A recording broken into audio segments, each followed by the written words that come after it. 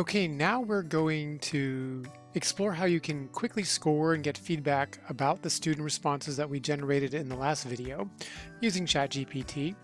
Typically, you'll create the questions in the assignment and then a couple days later you're going to come back.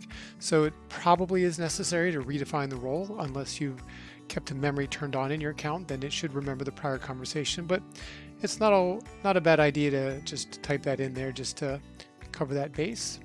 This time we're going to tell it that we're going to give it an article, a question, and a sample student response to that question, and a rubric to use to evaluate the response.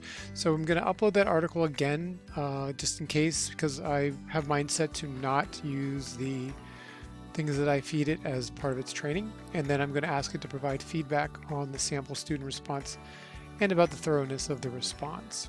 And for my output, I want it to score it holistically based on the rubric on a 1 to 4 scale and provide a justification for the score. I add this little bit at the end to let me know when you're ready for the article, the question, the rubric, and the sample response to give feedback, mostly because when you're trying to feed it all that information at once, it's easy to forget something or to accidentally hit enter and then it starts doing some crazy things. So this gives ChatGPT an opportunity to acknowledge your request and pause for you to give it what it wants. Okay, so I'm back over in ChatGPT. I'm going to paste the prompt and hit send.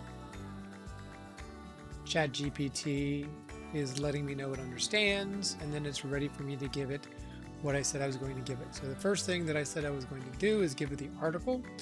So let me go down here and attach the article. It will upload and you'll see the little icon when it's ready. The next thing I said I was going to give it is the question that the students responded to. So I'll come over here to the student work off screen. I will copy and paste the student question. And then it wants the rubric here. And just to show you, I'll copy the rubric.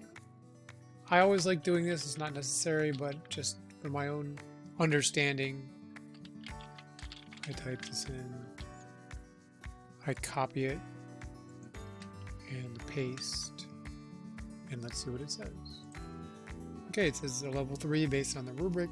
So at this point, I'll just read what the ChatGPT tells me and its justifications. I can scan it and decide whether or not I agree with it. This doesn't alleviate the responsibility of actually knowing what the student response was, so it really doesn't replace grading, but it speeds up the grading process by 25 to 35%. So it does enable it to go faster than it would before if you had to just read and write comments on your own. So I hope you find this helpful.